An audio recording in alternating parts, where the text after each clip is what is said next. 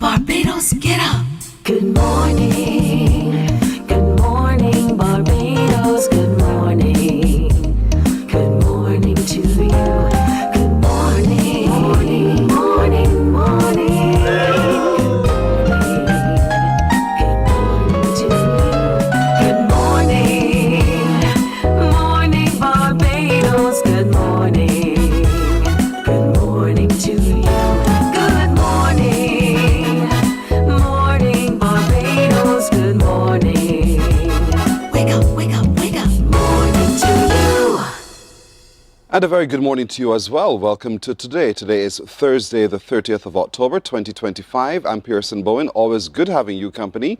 Thank you for waking up to keep us company as well. And to all of you, we wish you a terrific today, a terrific Thursday. It's Q Day. So it's for a lot of you, the day you've been looking forward to most in the week. For those of you joining us on our streams on Facebook, YouTube, and our website, cbc.bb, we thank you for doing so. We ask one thing of you, share the show, and you do so. So to you, we say thanks for doing that as well. Talk among yourselves, talk to us as well. We love your comments, so we encourage you to continue doing so. Plus, if you know of something or someone whose story you think we need to tell, I think you need to tell us about it. And you can do so by sending us an email. That email address is on your screen. It is morninbarbados@cbc.bb. morninbarbados@cbc.bb, and we thank you for being good partners with us at Morning Barbados as well. It being Thursday, there's Q in the community today, which is the Christchurch edition. It's their way of hosting all of you at Briar Hall playing field in Christchurch. You know where it is. They promise you they'll have a seafood station. So for those of you who love seafood, who just have that palate for seafood, there's a whole host of it at Q in the community today, along with all of the regular activity, dancing, dominoes, people, drinks, fun, karaoke. It's really well built in today for you. Look at your screen at Briar Hall in Christchurch. It's the Christchurch edition. They're looking forward to welcoming as many of you as possible to be a part of it today, Thursday.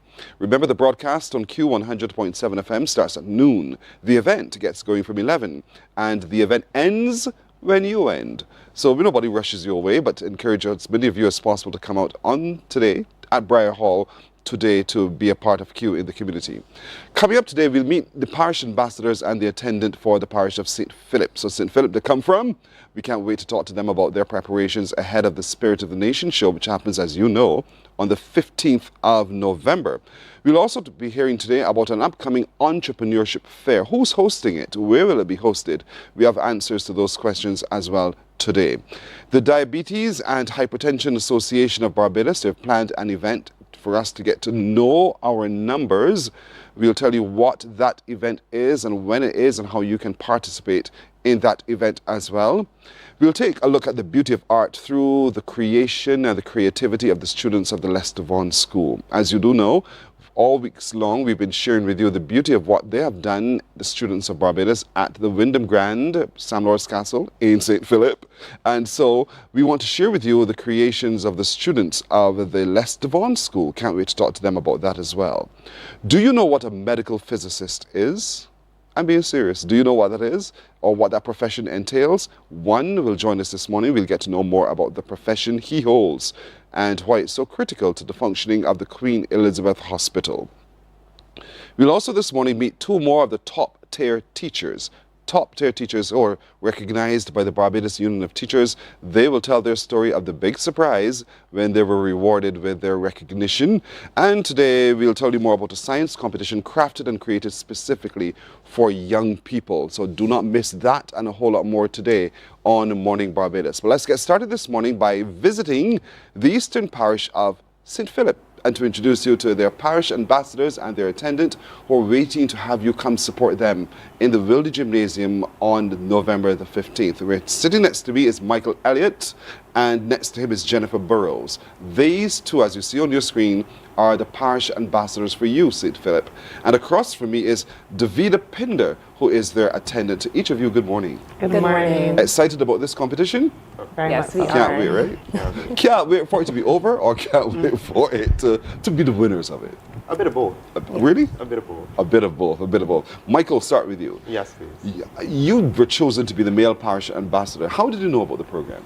Well, honestly, for me, I was chosen, yes, but I think that the program chose me in the sense that initially I didn't intend to be parish ambassador this year. However, when I was on a project, someone mentioned to me, wait, Michael, I mentioned your name to be a parish ambassador, and then I was just like, do I have time for that in my busy schedule? Yes. So that it took me a day or two, trying to convince myself as to if I have the time to do it. Because for me, I don't like to go into anything without being able to give it my full potential and my all. So after a few days or so, I was like, I think it's my time, and I think that God sent me that message for a reason.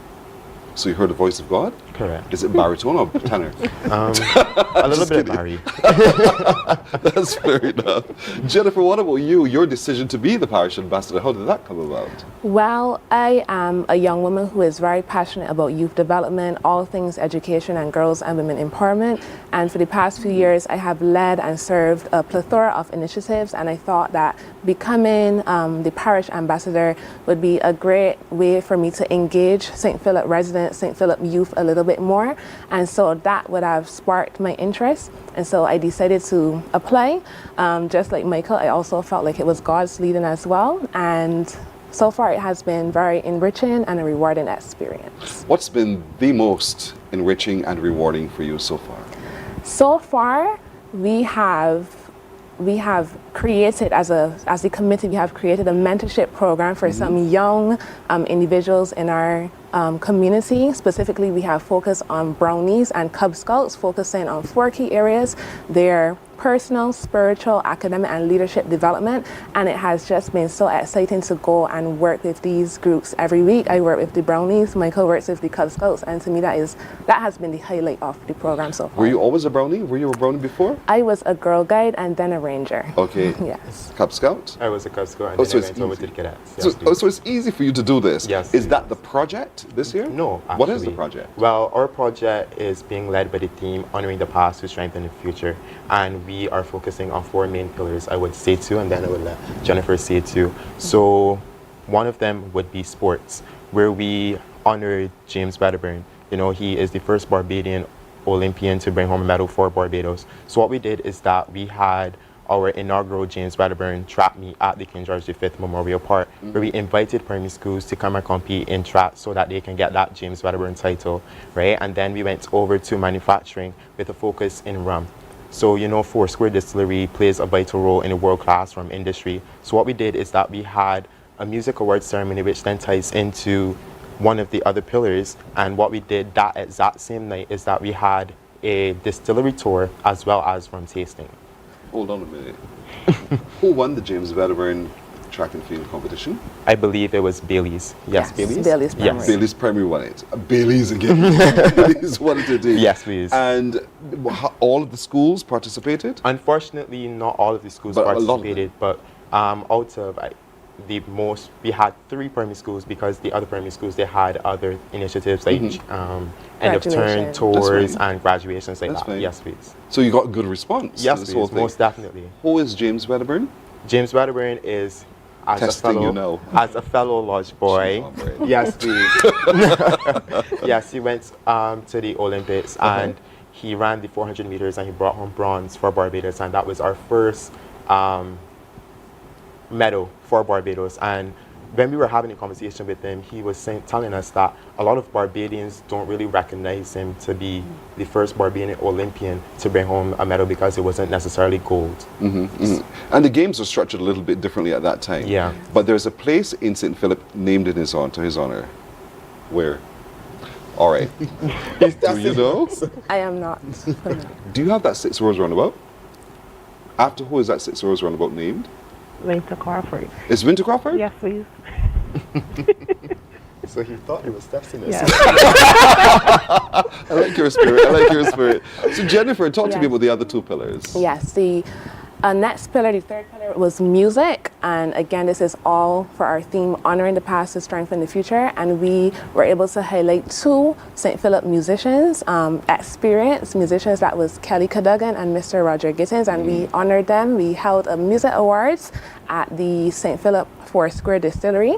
And then we also highlighted the contributions of young upcoming musicians, Shay Harden and Talicia Motley as well. And the fourth pillar was community. And for that pillar is where we had the mentorship program. That was one of the things where we engaged our community. The second main one was the revitalization project at the St. Philip District Hospital. And there we beautified the hospital, we painted the water fountain, we planted shrubs and flowers, we put up signage because there was no signage at the hospital to, when visitors come in to know where to go. And we also engaged our little ones, our young student leaders, and helped them. And with that project, we were able to restore dignity to the grounds of the hospital. We were also able to promote environmental responsibility around our youth, and also promote honor to elders, which ties back into our theme, honoring the past to strengthen the future. You guys got this down pat, down pat, and your attendant is smiling because your job has been easy. It has been. It really has been. Talk to me a little bit more then about working with these two youngsters. It was an amazing experience. Like you say, my job was easy. I did not have to do much with them. Just guide them along the path that they were already taking, make sure that they were on time. But they took a lot of initiative and they were just doing what they need to do. You could have said no to when I asked you to be the attendant, but you chose to say yes. Yeah. Why? Because I was last year's parish ambassador for St. Philip. My production crew would say to me, wasn't she? And I'm saying, I don't know. But yes, they were absolutely right. Yes, Yes. please. And last year, it was vital for us to have an attendant. My attendant came in late in the game. And during that period where we did not have one, I was saying it was best to have an attendant. So when I was asked, I said, of course. Even though it was right after my year, I said, of course. I know the importance of having an attendant and the encouragement it brings. What did you say to your two parish ambassadors so that they are ready for November 15th? You want the honest truth? Yes. I said we have to bring home the gold this year. Why do you say that? Because we brought home bronze last year, so this year's the goal. This year's the goal. Yep. You've now been challenged, Michael. Yeah, So you think you have what it takes to bring the gold home? of course. You What- see both of us sitting here talking to you confidently. Don't you think we have what it takes to I'm bring not the judge. I'm not the judge, but I will say yes. Yes, we have been working very hard to make sure that we have everything down pat, making sure that we communicate, making sure that we practice our speech for the public speaking segment, practicing. I don't want to give you too much because then everybody's going to know what we're bringing. But, we've definitely been putting in that hard work, and I think that this year we have what it takes to bring it home for St. Philip. The costume, I'm told, is going to be carried by someone else. Yes, please. Not yourselves. Yes, please. And who's that someone else? It's going to be two young people in the parish of St. Philip, and they are going to be modeling the costumes for us this year. Which ties into your overall theme, Yes, it please. does. which is? Honoring the past to strengthen the future. I love the chorus in which you do it, indeed. And so that's what you do, honoring the past and celebrating the future, indeed. And so Yes. we can't wait to see what that is. In terms, Jennifer, of your formal wear, ready for that? We are very ready. We have an amazing designer who has gone all out for us in both the costume element and the formal wear. And so we are very ready. Okay. Yes. Michael, do you like the suit? Of course. Love it. Of course. And what I must say is that our designer, he is tremendous with what he does. And I think for us, he's been listening to us and listening to what we would like to see in our costume, in our formal wear. And he's been putting all of that into the design. And I can't wait to show you guys what we've come up with, because trust and believe that it is something special. I like that term, trust and believe, indeed. So November 15th at the Garfield Sobers Gymnasium is where we're all going to be. I want you to turn up in your numbers, wear your colors purple. Purple. Purple, wear your purple in support of the parish ambassadors and the parish of St. Philip. We know that the Philippines often come in great numbers with great music and energy, and so that is expected again this year. As their attendant says, Davida, they are going for the gold. So St. Philip, turn up to see when they break that tape as gold winners, as the outstanding ambassadors for 2025. You got to be there. So get your tickets early and be seated early o'clock to witness the best from St. Philip. Thank you all, each of you. Good luck. Thank Each of you you. as well. You're welcome. Michael Elliott, Jennifer Burrows, and Davida Pinder, who are the parish ambassadors and attendant respectively for the parish of St. Philip. Honoring the past To strengthen the future. to strengthen the future. We're coming back in just a moment. Morning, morning, morning. Good morning.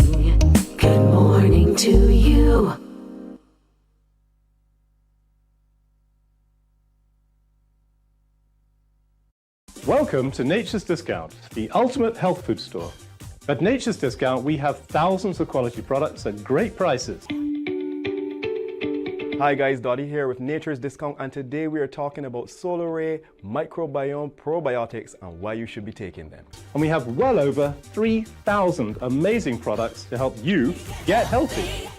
For your health tips, tune in to CBC TV 8 every Monday, Tuesday, and Thursday for Nature's Discount, sponsored by Get Healthy Incorporated. 98.1 The One, your number one party station. With an audience from 18 to 40, we keep you engaged, energized, and entertained. Choose 98.1 FM, The One.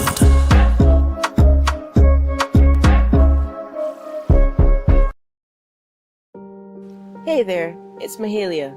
I want to share something that might be really helpful. If you're feeling anxious, overwhelmed, depressed, or lonely and have no one to talk to, call Lifeline Barbados. We all face struggles at times in our lives. You're not alone. There's no need to feel ashamed or embarrassed. It's okay to reach out for support. Lifeline Barbados is completely confidential. No one else will know you called.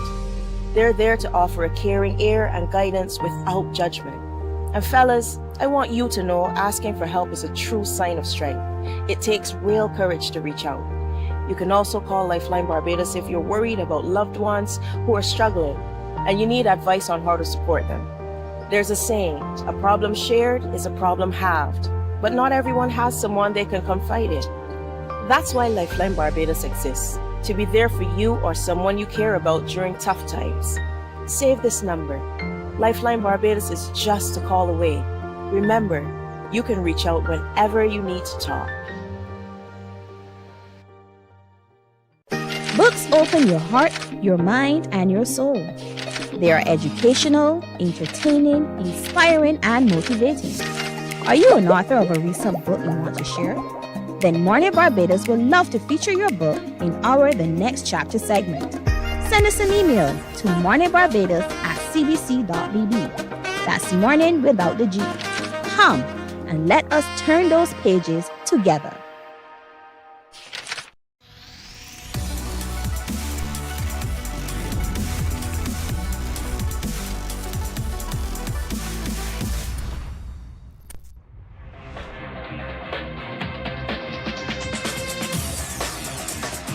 Week after week, Scald presents exciting reports and documentaries on the most varied topics of our time.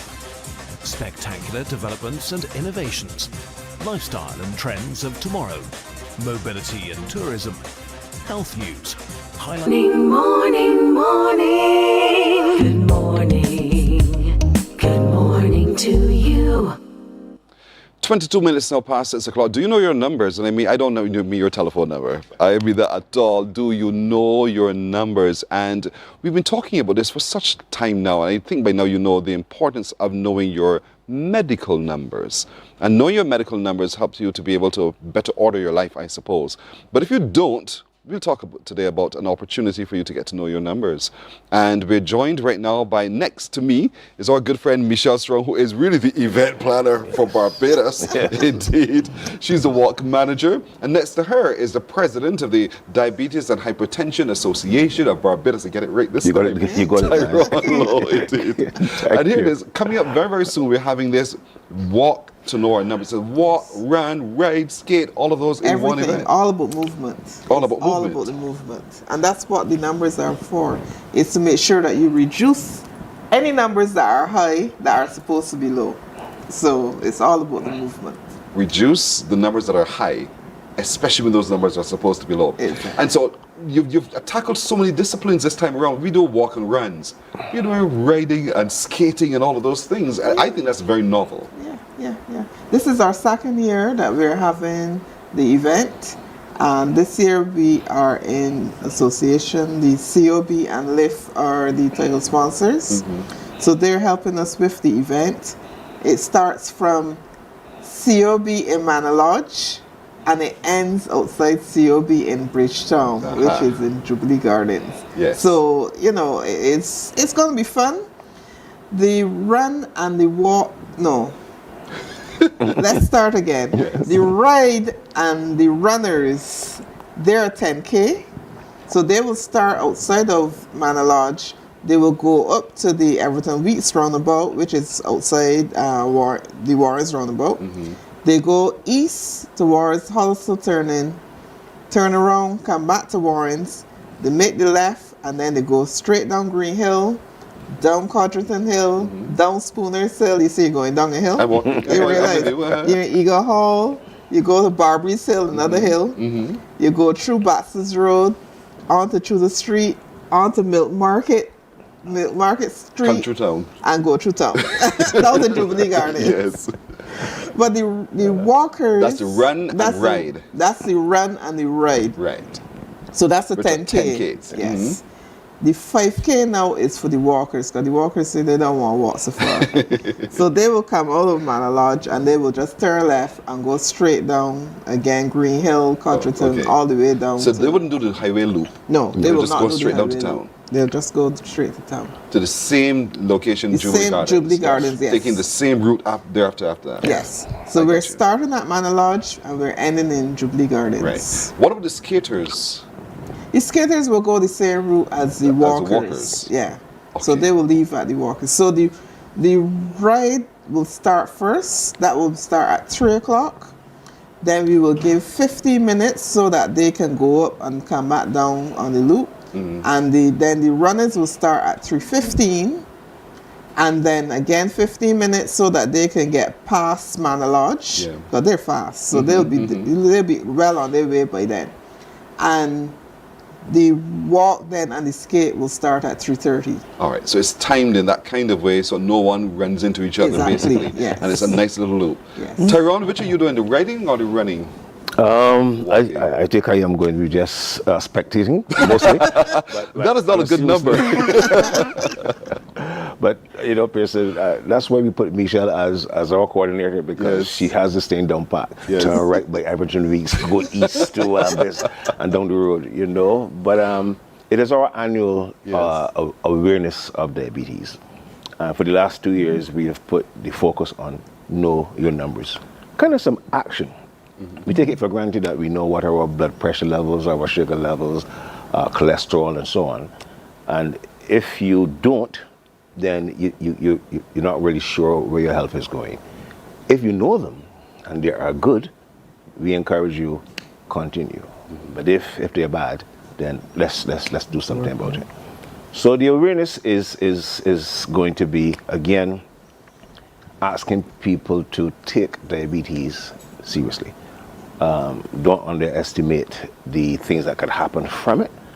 I mean, your eyes, your kidneys, amputations, a number of things that could happen for a person who is diabetic. So know your numbers. Also hypertensive. Hypertension. Yeah, you have those kinds of internal changes that would happen as a consequence of hypertension. Thank you. And so, but knowing the numbers and monitoring thereafter helps you to diminish the possibility of any problem occurring later on. And so this activity allows us to keep moving, to get active, but in doing so, you are proudly saying, I'm standing in support of those who are struggling. They're literally people who are struggling with all of this. But everything like this requires registration. Yes. So how do we do that? So you can go on to the Diabetes and Hypertension Association's website. Yes. And there is a form that you can fill out for the registration.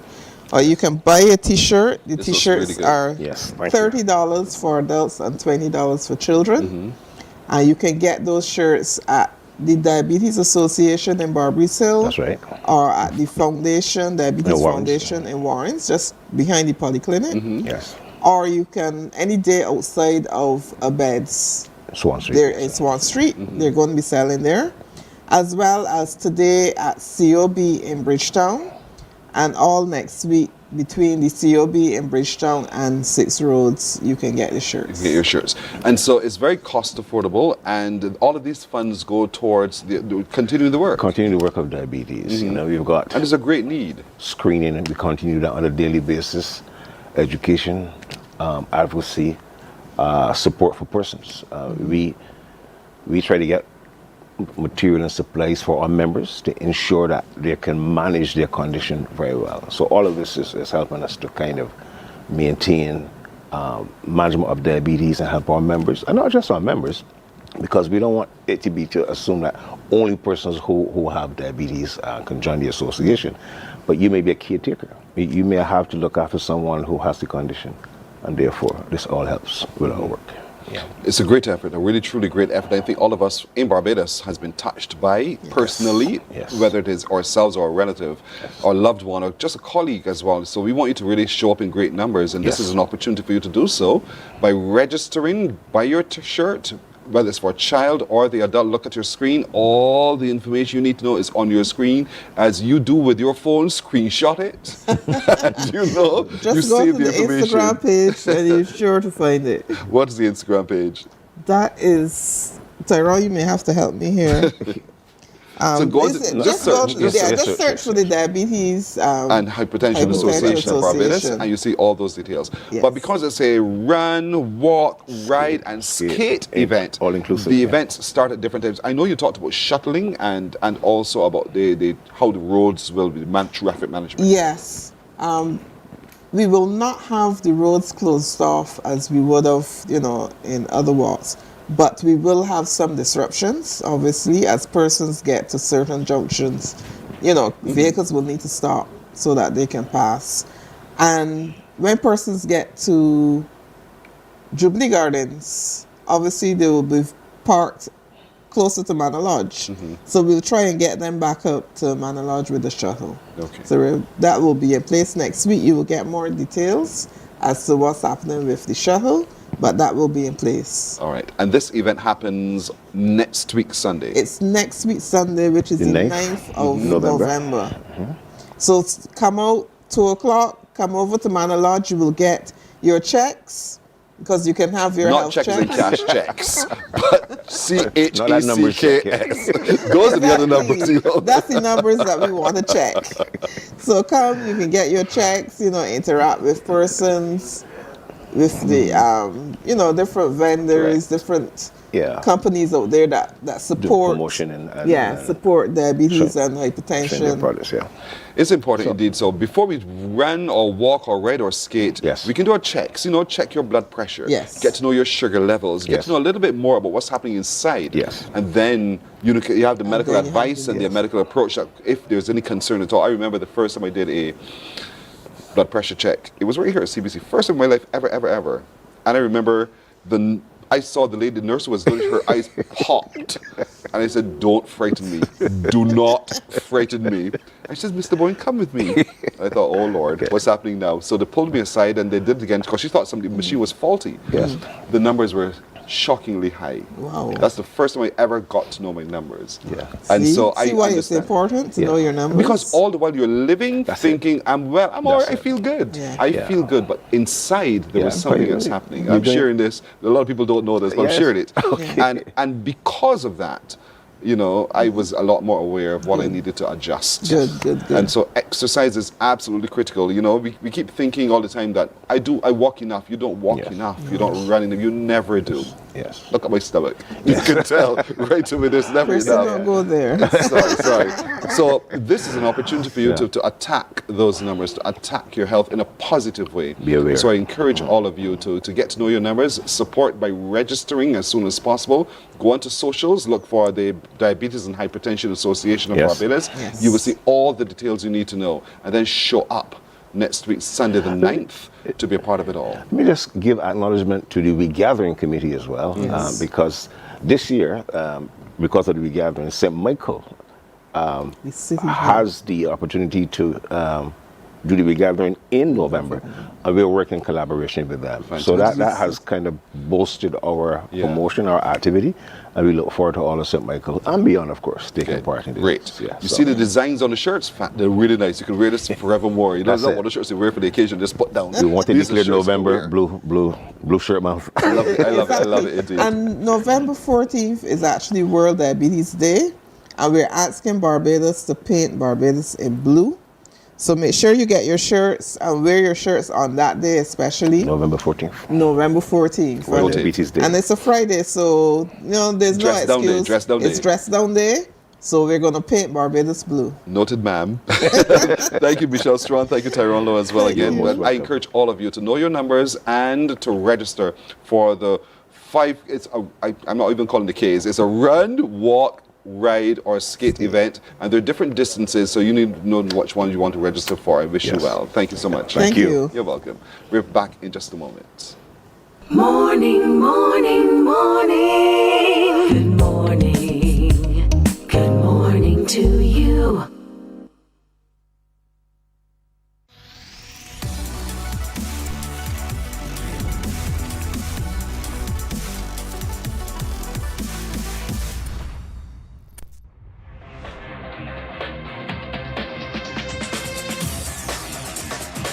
Week after week, Scold presents exciting reports and documentaries on the most varied topics of our time. Spectacular developments and innovations, lifestyle and trends of tomorrow, mobility and tourism, health news, highlights from art and culture. Each contribution grabs the viewer with extraordinary images and stories and takes him into fascinating worlds which he experiences here exclusively and up close. We're there when companies and specialists develop super satellites for a global network in space and can look behind the scenes. Scold is a window to everything that is there or is yet to come. Fly with us through time to better understand today and tomorrow. You've always wanted that. Scold, a look into the future. Our world today is not the world God wants it to be. One of the reasons, which will surprise many, is that our planet, its governments, and its peoples are all living under the weight of Satan's rule. From the beginning of mankind's existence to today, human history is the written record of what it means to live under the rule of the devil. Yet that rule is coming to an end. And what a difference that will make. Every Sunday at 9 a.m. on CBC TV 8, tune in for Tomorrow's World, sponsored by the Living Church of God. Some ask, what makes Barbados so special? We at Mornin Barbados say it's you, our exceptional youth. You are talented, resilient, and inspirational. You are the epitome of the Barbadian spirit. Morning, morning. Good morning. Good morning to you. 24/7 now on this day when we continue to really showcase exceptional young people doing wonderful work in our community. The Les Devon School is one such space in Barbados that continues to churn out excellence indeed. And so they too are part of the mural project at the Wyndham Grand, Sam Lawrence Castle in Barbados. Joining me as we take a look at the art, but we also talk to them about their creativity to celebrate some of the youngsters who will be a part of this project, is Miriam Roach, who's the Visual Arts Department Head at the Les Devon School, and with her one of the students who worked on this mural, Kareem Martindale. Good morning, both of you. Good morning. Good morning. Good to have you. Kareem, you're wearing some badges, man. What are those badges you're wearing? Yeah, I'm a senior prefect and a students' council. Well done. You are in leadership. Yes. And that's because they see leadership qualities in you. Yes. Well done. You're an outstanding young man. Yes. You keep that up. He does not know the taste of conkeys. We've been talking about that for just a moment to introduce him to the flavor of a conky. And you promised me you're going to try it this year. Yeah, right? I will try. Good. And then you'll promise you'll report to me. Yes. Good man.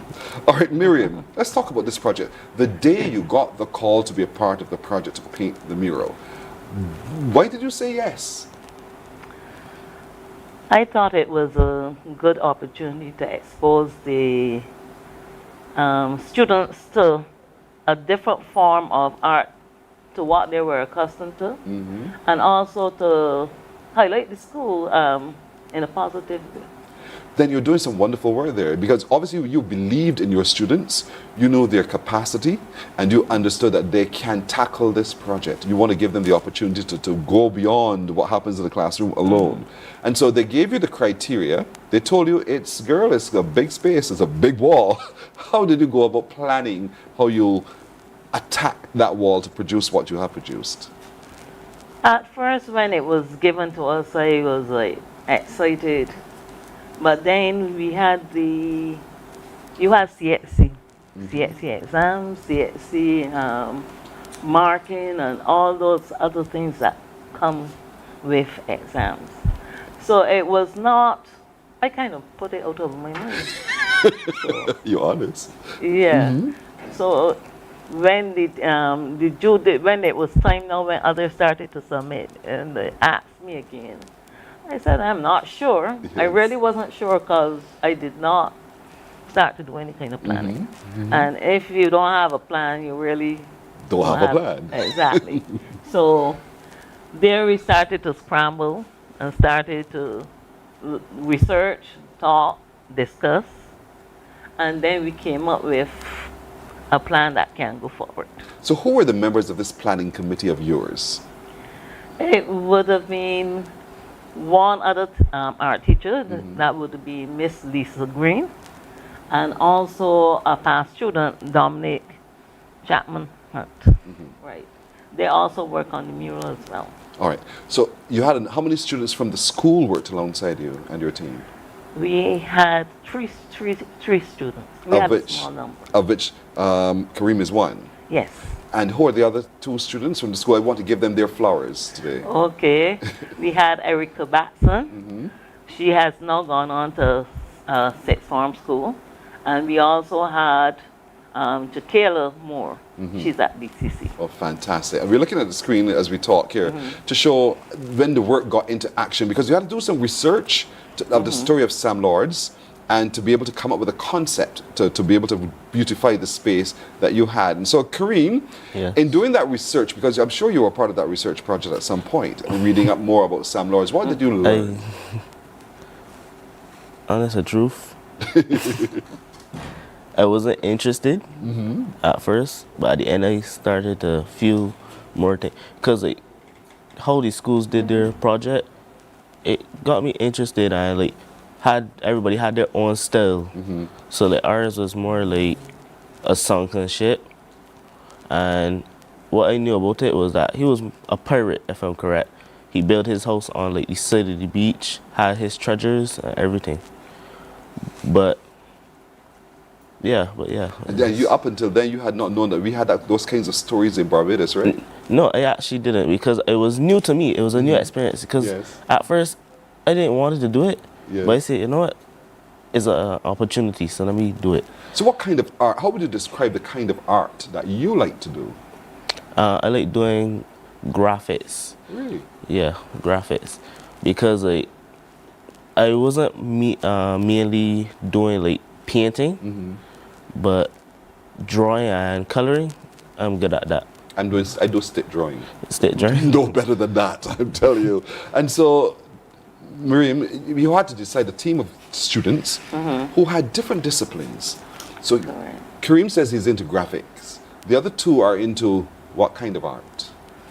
One, she was doing drawing and I think leather craft. The other student, she did textiles, which would be things like tie-dye batik, that sort of thing. Right. And leather craft. Leather craft is one of our top options. Oh, nice. And the students do excellent work in terms of making shoes, handbags. Belts and those things. Yes. Well done, Lester Vaughan. And then you had to go into Wyndham Grand to look at the space, and your eyes went up the wall and you saw the size of the space, right, Kareem? Yes, I did. And you thought, what craziness is this? Yeah, I didn't like heights, that's like. And you don't like heights either? Oh boy. How long did it take, Miriam, for the students to be able to complete the work? It took us just over 3 weeks. We had kind of like a shift system, because we also got some of our past students to come in and help. Right. So they would come in after work, while the students would come during the day. So, but then it was being a full day for me. Yes. Both morning and evening. Of course. All right. So we have a video that shows what you've done over a period of time, and then we want to take a look at the finished part. If you can share that with you, and as we look, I want you to help me understand what I'm looking at as well. All right? But let me just say that the whole concept of that we looked at was, even though he was a cunning person, he used the excellent position that he was in. He was in the isolated part of Barbados on the coastline, the sea is rough, you know, you can manipulate it to suit what you want, and he did. And he did. Smart man. Yes. Smart man. All right, let's look at it together.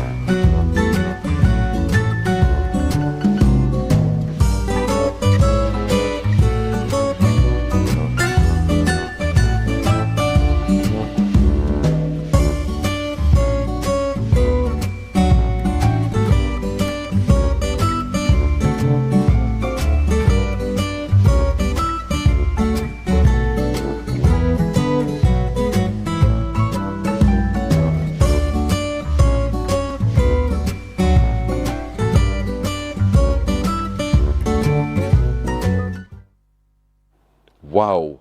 Wow, Miriam, well done. Thank well you. done, Kareem, well done as well. And so perspective is always important in art. So that from where I stand, it must still feel not overwhelming in that kind of way, but it must still be powerful and impactful. Yeah. And how do you do the 3D? This is where you come in, right, Kareem? You're the graphic artist. So that turtle look as if it's popping out of the water. Yeah. That's your skill? No, not me. It was the girls that did that. Oh, the girls did that. Which part did you do? Was mostly ship and background. The ship, even that ship was bobbing out of the water, which was fantastic as well. I really think you guys have done tremendous work, Miriam. Tremendous work. And we want to encourage people to visit this great St. Maurice Castle, the Wyndham Grand, and see it for themselves, interact with the art. And I'm sure because of your passion for art and passion for the kind of work that you do at the school at Leicester Vaughan, do you get the sense that Barbadians are beginning to open up to what art understands and the conversation around what they see through art? Very much so. As a student, when I was a student, Barbados is very sterile. There were hardly any art that you can see in the public domain. So looking around now, when I drive through 6 roads, there's everywhere. And so it is really like eye-catching.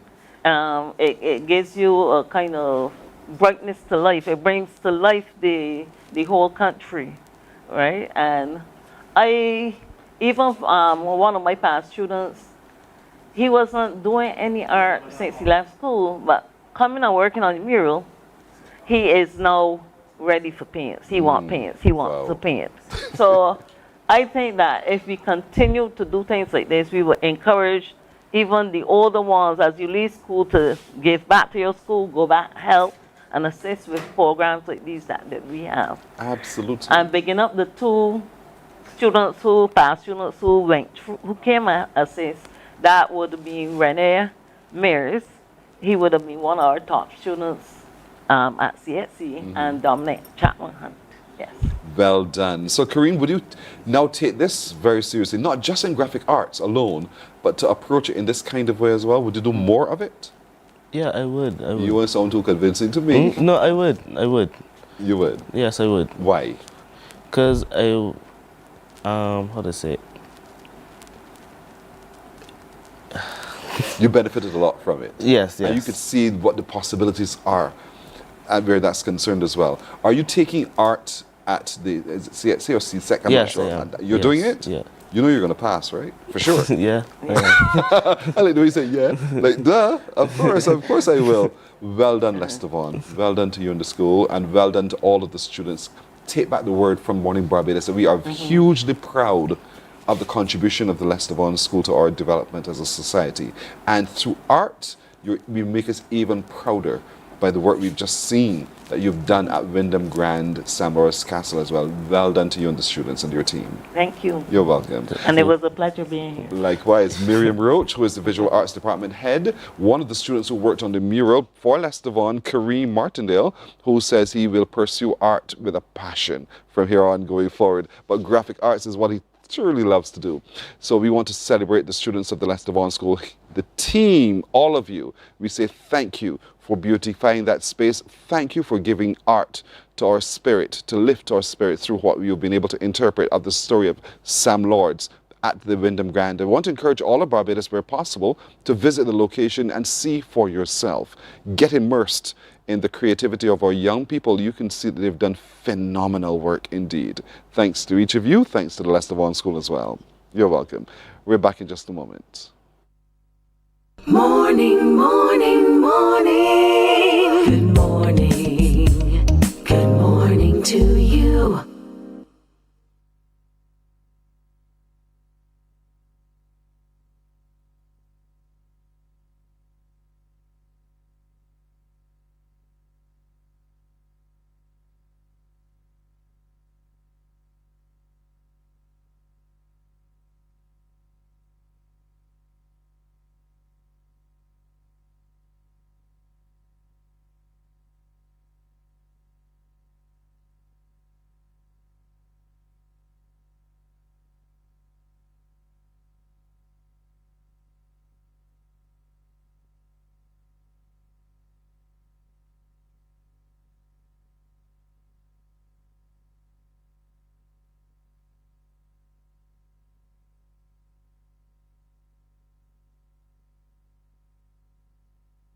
Some ask, what makes Barbados so special? We at Mornin Barbados say it's you, our exceptional youth. You are talented, resilient, and inspirational. You are the epitome of the Barbadian spirit, testing the boundaries of your creativity. If you are an entrepreneur, artist, baker, designer, author, or have done anything you think should be highlighted, email us at morninbarbados@cbc.bb. Let us show the world our exceptional Bajan youth. Morning, morning, morning. Good morning. Good morning to you. 9:30 now to go to 7 o'clock. By the way, before I forget, Sky Sweeney watches us every morning. Sky, happy birthday to you. I'm not the singer. There's a singer sitting across from me. I'll tell you in a moment who he is. But to you, Sky Sweeney, thank you so much for watching and loving us. Indeed, celebrate your birthday today. Mommy loves you, and all of us here at the Caribbean Broadcasting Corporation wish you a great day today as you celebrate your birthday. Now, let's turn our attention to an upcoming entrepreneurship fair. It's all part of Regathering. And what are the details to it? Well, I'm joined by Fabian Bartlett, who is the National Coordinator for Financial Literacy Program in the Ministry of Energy and Business, Small Business Division. That's a lot of mouthful. That's a lot. It's a lot. Of course, and Brent Gittins, who we all know well, is the Registrar of Cooperatives of the Cooperative Department of the Ministry of Energy and Business. To each of you, good morning, gentlemen. Good morning. Good morning. This entrepreneurship fair is happening when, Fabian? November the 15th is happening. We're really excited about it. It is a collaborative effort between the Cooperative Society, the National Financial Literacy Program, and Regathering. So all three of us have been part of the planning, and we're really excited to host it November 15th at the Central Bank grounds. Why is this such an important event that most people really should show up for? Well, I'm going to let Brent speak heavily towards that because he is the one who spearheads this initiative, every year. But I would say for sure it's an opportunity for entrepreneurs to showcase their products. It's an opportunity to hear more about what's happening with the Regathering activities in St. Michael. It's an opportunity to hear a lot about the National Financial Literacy Program, how we can simply become better with money. And it's an opportunity to come to the heart of the city, come to Bridgetown, in November, it's our month of independence and celebration. The city is going to be alive, and you want to be a part of that. The 15th of November at the Church Greens. Church Village Greens. Church Village Greens. That's still a tongue twister for me. Yeah. Church Village Greens is where it's going to be. And so, Brent, let's talk about really what it is and what you're hoping to achieve on the 15th of November. Yeah, so what we're hoping to achieve is three phases. One is education. We want to educate the public about what the ministry is doing, what the Ministry of Energy and Business is doing. The major focus, of course, is on our entrepreneurs. We have a number of cooperatives who are into very diverse areas, beekeeping, for example. We have a beekeeping cooperative that their honey is doing quite well. So the aim is to get the public to come out and see what our entrepreneurs are doing. And they're very diverse now. They've moved away from just being into transport and farming. We have construction, people into construction now. We have people into jewelry, craft. We have a women entrepreneurs cooperative. So we want the public to come out and support the cooperative movement. There's going to be entertainment there as well. But the major focus, of course, is to get persons to come out and get a much better idea of what the ministry does and what the cooperative movement, the produce and the abilities that they have.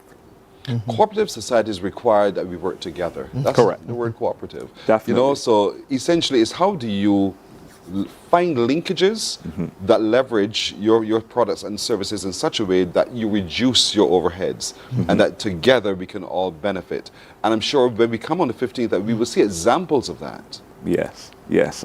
So what we strive to do as well is we try to get cooperatives to work together. So we have a principle. Cooperatives operate on certain principles. One of them is cooperation among cooperatives. So we try to get cooperatives not only to do their own thing as a cooperative, working together, but to work with other cooperatives as well. So that further helps them to reduce risks. They pool resources together as cooperatives, as groups, and that helps them to reduce risks and be able to get their products to the market easier, reduce the risk for their money to be out there in the society as well. So it helps them to be more secure as a body. And this is what you're talking about, Fabian, as well when it comes to financial literacy. Yeah, absolutely. Understanding the movement of money. Oh, absolutely, absolutely. I was just going to say that a shining example of working together is the number of departments under the Ministry of Energy and Business that will be coming together, all taking part, in the event on November 15th. So you have Commerce, you have, Barbados Trust Fund Limited, Fund Access. So many of those entities are going to be there. But yes, the National Financial Literacy Program, absolutely, we will be represented. We are so proud of the work that has been going on over the past couple of years. We are now in 62 schools across Barbados with what we call our Flight Classroom series, and we're going to be in 90 schools come January, with so many of the other secondary schools coming on board, which is incredible. If there were people teaching directly about money as we were growing up, maybe we would have not made so many mistakes. So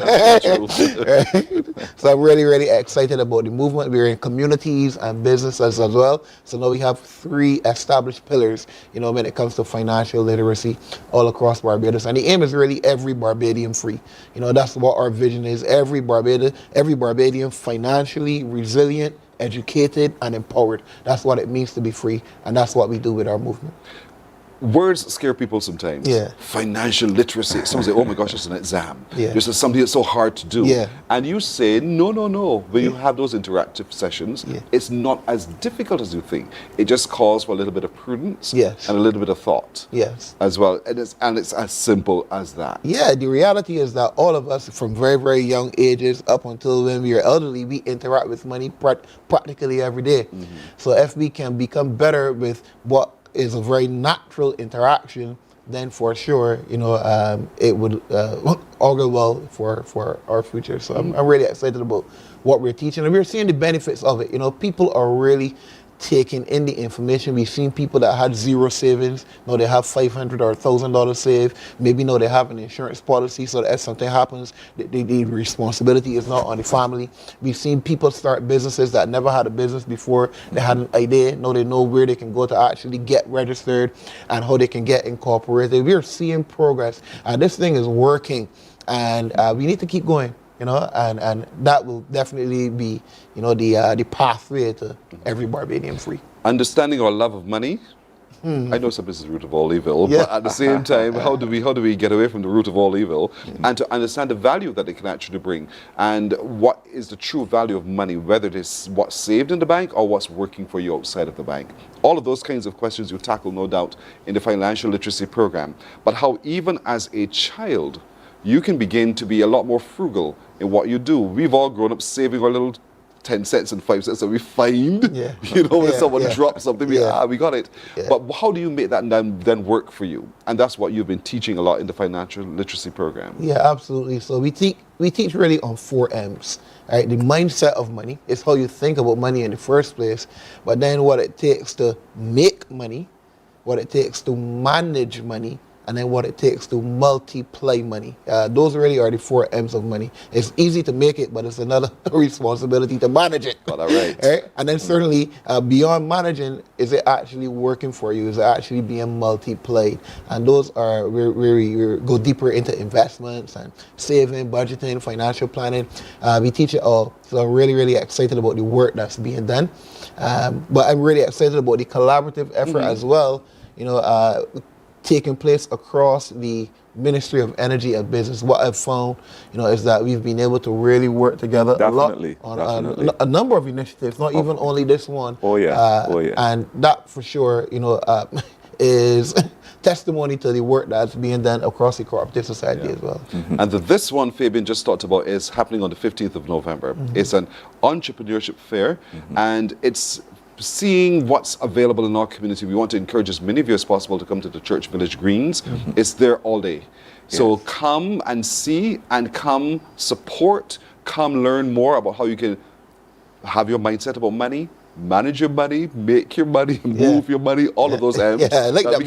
All of that happens in one space on the 15th of November, and it's free to all of us. And while there will be entertainment, food and drinks on sale, but it's quite an activity. Don't walk on by. Walk on in and spend some time and get to know a little bit more about how you can benefit either as an existing business, or now getting into business, or just an individual who wants to understand what happens in business. And so I encourage you to be a part of it all. Gentlemen.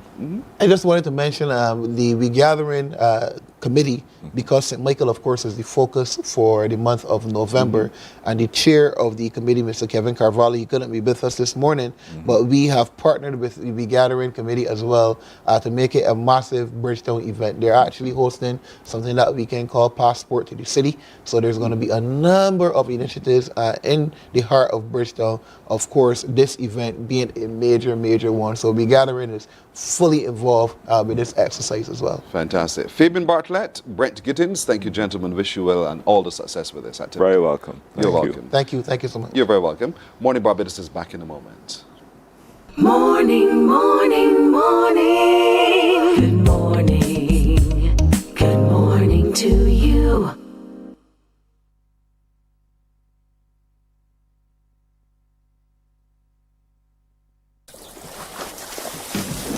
From the beautiful shores of the gem of the Caribbean, Barbados, home of the amazing Harrison's Cave, the tantalizing Oystins Bay Garden, our historic garrison, the indigenous road tennis, and the friendliest people in the world.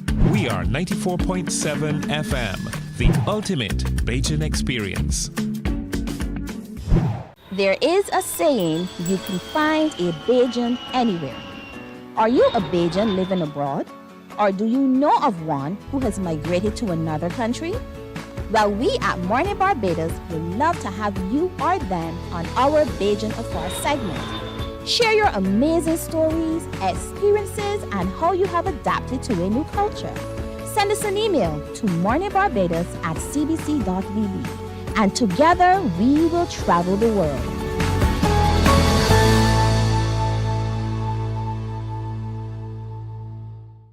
God will not give you a job.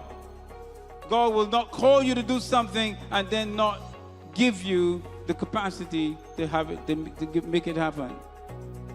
He will give you the resources. He'll give you the people. Not only will He equip you with ideas, but He will equip you with favor, as He did Nehemiah. Turn on the latest episode of Infinite Possibilities, only on CBC TV8, every Sunday at 1:30 p.m., sponsored by Covenant Life Teaching Center. Welcome to Nature's Discount, the ultimate health food store. At Nature's Discount, we have thousands of quality products at great prices. Hi guys, Dottie here with Nature's Discount, and today we are talking about Solar Ray Microbiome Probiotics and why you should be taking them. And we have well over 3,000 amazing products to help you get healthy. For your health tips, tune in to CBC TV 8 every Monday, Tuesday, and Thursday for Nature's Discount, sponsored by Get Healthy Incorporated. Including events such as Crop Over and Carry Festa. He says that long-term tourist arrivals are increasing. The US market continued to lead the growth, and that accounted for more than a third of the total arrivals, with that market expanding by about 12%. And that reflected additional flights from our key markets within the US, Boston, New York, Philadelphia, and Atlanta. One of our markets, one of the smaller markets, Europe, we saw expansion of 15.5%, and that's on the back of stronger marketing. And CARICOM grew by 8.2%, and that reflected expanded regional airlift capacity. Dr. Greenwich also says the growth in the economy came from across multiple sectors. This is probably one of the broadest, broad-based expansion we've had in a while, with activity rising across. The performance on the tourism contributed 9 increased tourism GDP, or GDP by 9%, the value added in the tourism sector. In agriculture sector grew by 10.1%, and that's on the back of higher root crops, food and vegetables, chicken and other meat output. Those outpaced declines in milk and declines in fish production. The central bank governor says commodity prices would continue to contain output pressures, but risks remain. We expect it to continue on the down solid path, continue strong fiscal performance, revenues and discipline with respect to spending will help to drive that, along with the growth, drive that towards 60% by 2035-36. And I say we expect to break on the 100% by the end of this year. And that's, in our view, is sufficient to drive that, but continue to create the fiscal space necessary to get the investment that will need to be prioritized. Looking ahead, the governor says he expects the growth momentum to continue to the end of the year. Moving into the medium term, we project 3%. Now, tourism, we expect to stay strong. We expect the construction to continue both for private and public projects. And we expect business and other services to continue to deepen their activity and expand. Continue steady investment, particularly this year, this year will continue, but we expect that to continue into the medium term. Infrastructure for housing, particularly digital economy also, and those drivers support jobs, incomes, and continue to boost confidence. And that's what we want to see. And in terms of inflation, we expect inflation to remain stable. For this year, we expect the moving average to settle to the lower end of our band, closer to 1%, our band being 1 to 2.5. And over the medium term, we expect it to ease back to around 2%, supporting growth. Trevor Thorpe, CBC News. Government is moving ahead with its plans to transform the country's debt market. That's according to the Minister in the Ministry of Finance, Ryan Strawn. He says this means the average citizen would now have an opportunity to invest in bonds. Minister Strawn says companies with debt to issue will also be able to raise capital. He spoke about what the transformation of the debt market will mean for Barbadians while addressing the 20th annual meeting of Latin America and the Caribbean Debt Group 2025. So what we're effectively trying to do is to reduce the minimum amount that is required for people to participate. So right now, with a savings bond or treasury bill, $500 or $1,000. Now, not everybody has $500 or $1,000 that they can pay now, but those are over a 5-year period. Our treasury bills, 90 days or 91 days or 182 days. And so what we want to do with the digital platform that's coming next year is to provide an opportunity for the average citizen, someone with $50, $75, however, whatever money you have available, to be able to go on your phone, you get the option, and you decide, okay, if I only have $50, I can put the $50, and in 91 days, I might get 52. So you get the same rate of return as somebody who has $50,000. Well, the annual meeting brings together 26 debt management offices from across the region to engage in discussions on critical debt management issues. Minister Strawn says collaboration between these debt management offices is important to open up opportunities for Barbadians to participate in debt exchanges in other countries. If they see an opportunity in any of the other countries, that they too can invest in government paper, in commercial debt instruments across Latin America. Because at the end of the day, we are seeing, for example, we know that the company that owns banks, I think is a Brazilian company, Ambev, and therefore, rather than just seeing cross-border transactions coming one way, we need to have the collaboration of the ministries of finance across the region that allows Beijing to also invest in opportunities in the Latin American space.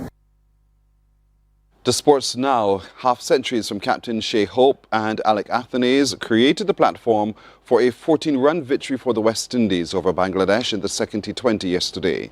Opting to bat first, the Windies posted 149 for 9.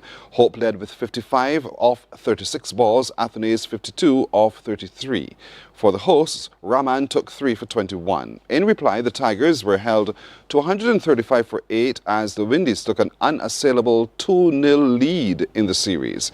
Hazan has top scored with 61, while player of the match Romario Shepherd picked up 3 for 29 and Akil Hossain 3 for 22. Look at the highlights.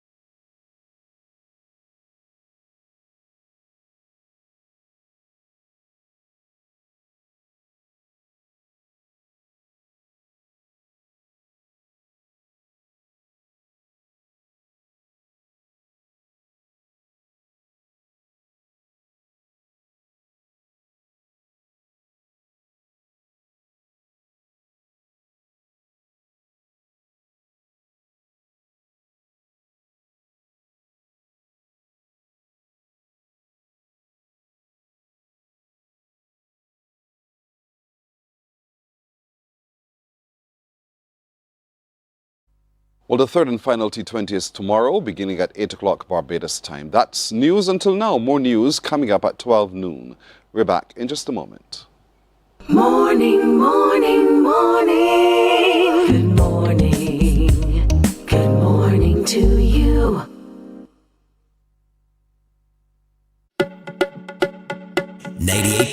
The One, your number one party station.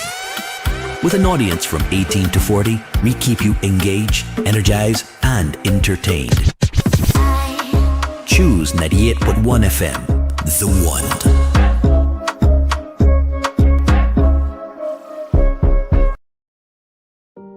One. Hey there, it's Mahalia. I want to share something that might be really helpful. If you're feeling anxious, overwhelmed, depressed, or lonely and have no one to talk to, call Lifeline Barbados. We all face struggles at times in our lives. You're not alone. There's no need to feel ashamed or embarrassed. It's okay to reach out for support.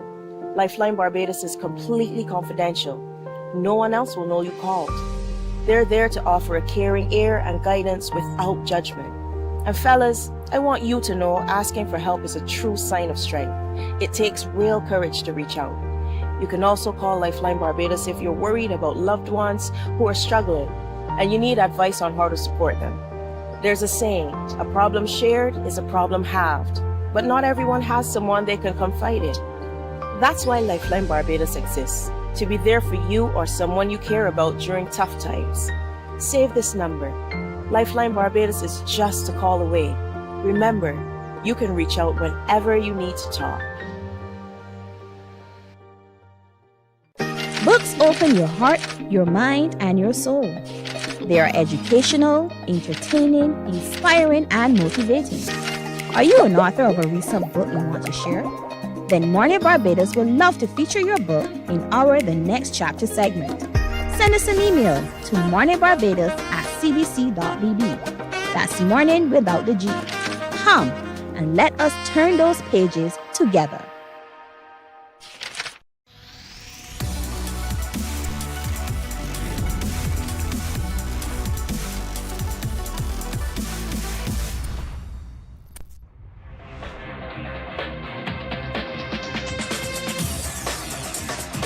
Week after week, Scold presents exciting reports and documentaries on the most varied topics of our time.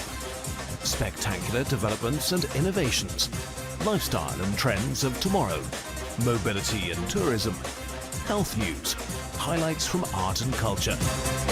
Each contribution grabs the viewer with extraordinary images and stories and takes him into fascinating worlds which he experiences here exclusively and up close. We're there when companies and specialists develop super satellites for a global network in space and can look behind the scenes.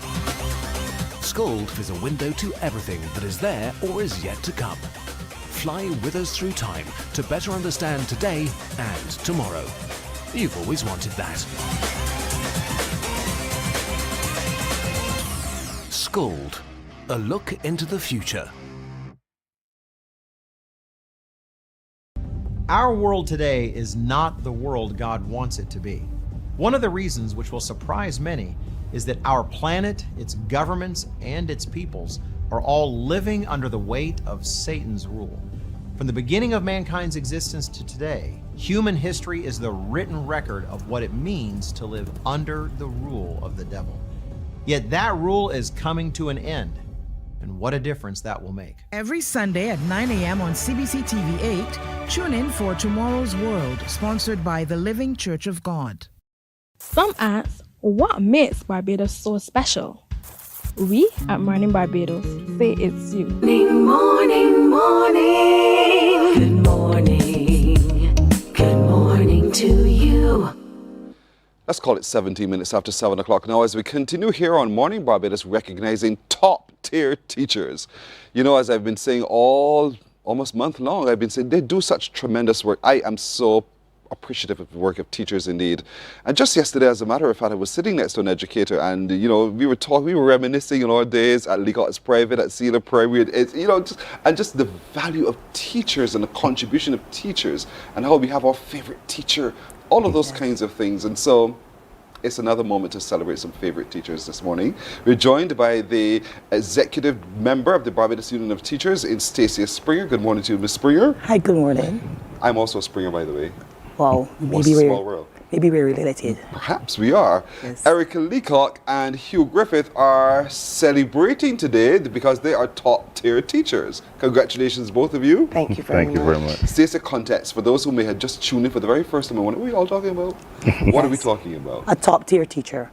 A top-tier means a teacher who inspires, encourages, and respects their peers as well as their students. And they were determined by their peers. Yes. and they don't have a clue who that They peer do not have a is. clue, and we won't tell them. And they will never know No. who recommended it indeed. Yes. And so I was told that you had tremendous response to this opportunity. This Over opening this 40 responses this year, and the task was really hard because the write-ups were excellent this year. So it was a task on my committee, but we trotted on and we were able to get it done. You know you have a challenge then for next year. I expect it. And so 11 people Yes, please. have been selected and recognized. Yes, please. And those 11 are drawn from schools across the island. Yes, primary, secondary, tertiary, special needs. As long as you're a beauty member, you have a chance of being a top tier. And some would ask, but why are you doing this? Why are you doing this? Sometimes it's good to give teachers their flowers before they go. Sometimes it's good to recognize them, to let them know how much they're appreciated. Because sometimes as a teacher, you start to feel like, you know, why am I here? So sometimes it's good to remind teachers, you know. Sometimes the system makes you feel, ask the question, why am I here? But you see the benefits by the returns and the results of our students. We see their development. It's true. And that has to be like magic, to watch how they change from ignorance to information to knowledge, to be able to use that knowledge in effective ways, and to see them blossom and groom. Yours is an awesome job. Not many of us get to see that happen in our lifetime in a given day alone. It's very rewarding. Indeed. But there's some other activities because this is a very special week for the BUT as well. And what's happening today? Today we have a workshop. AI is here. That is at the that's Sky Mall. Sky Mall. Upstairs in the conference upstairs room. in conference room. And then tomorrow is the president's reception, where we will reward the top tier awardees once again, as well as the retirees tomorrow night. All right. And that's going to be at your headquarters. At our headquarters in Murray Hill. Miss Leacock, because your students are watching. Can't give them your first name. You know? So talk to me about the moment you found out that you were recognized. I was speechless. I was actually in a graduation meeting, and the principal came in and said that there's someone here to see me. And it was like, okay. Because you weren't expecting anyone at all. No, it took me totally by surprise because we were just getting ready to talk about what we were going to be doing for graduation 2026. So when they came in and they announced it and so on, it was a good feeling. It was a good feeling. So there you were sitting in your meeting, Yes. and these faces appeared at the door. Yes. And you asked yourself, what? Why are you all here? Exactly. Because I didn't know what it was about. So then one of the representatives spoke to everybody that was there in the room to let them know why they were there. And no doubt everyone in the room erupted. Yes, they did. Yes, they did. Congratulations to you. Yes. And where do you teach and what do you teach? I teach at the Lodge School and I teach food and nutrition. So, but you know, that for a lot of people, while it's a very popular subject area for a lot of people, it's not one of those, I'll use the word sexy for now, because we think, oh, you must be a doctor, you must be a lawyer, you must study the classics, all of those kinds of things. But there's a lot of value in what you teach. Yes, there is. Well, actually, recently, my school had the honor of having 5 of the first cohorts from the University of the West Indies with their nutrition and dietetics program. Congratulations. So we were really proud about that. But yes, the subject is an interesting subject. Even persons who are looking to become doctors, persons who are interested in food science, persons who are interested in sport, you know, it's a subject that you can still gravitate to because it lends so much to every area, right? Well done. And so when you were recognized and they walked into your room, overtook your meeting and dropped this news on you, who was the first person you told? Afterward, I didn't even get a chance to tell anybody. I was just so overwhelmed. I probably took up my phone probably hours after then to message my mom and my daughter and let them know what was going on. But I was so overwhelmed. The students came and congratulated me, and teachers came and said, well done, well deserved. It was long in coming. Well, you see, it was long in coming. I can still see the glow on your face from all of this. Well done indeed. And so Hugh, I can call you by, because everybody knows your name fully, Hugh Griffin. You know, even your students know that, I'm sure, because you're such a character in that sense that you're very easy to get along with. Talk to me about the school you're with and what you do. Well, first of all, good morning, Barbados. I'm with Ignatius Barbados Primary School, and you asked again. What is it you do? You do right, music? I teach music for sure and visual arts. And visual arts? Yes, visual arts? Visual arts. Well, I didn't know that about you, Hugh. Well done, indeed. Your day now, on what day did they show up at your door? On what day? You mean the beauty? They came to our school. You thought about the police? No. Okay. That's funny. No, they came on Tuesday. Yes. And to be quite honest, at the time, my story is a little different because I was actually editing a video. I'm also a part of the social media team at the school. Yes. Or in charge of the social media aspect, the Instagram page. So I just recorded one of our students as he getting ready to participate in the Calypso competition. And while I was in a room just trying to edit this video, I saw the BUT members walking around. And then we got a memo saying... You were wondering what disturbance is happening at the school. Really, that is exactly what I thought. I was just saying, oh my gosh, our school can't catch a break. You know? Something happened again. I honestly thought that. So I was a bit concerned. You know, and then we just were told to assemble in the hall. We saw a memorandum. See, a memo come out now, oh boy.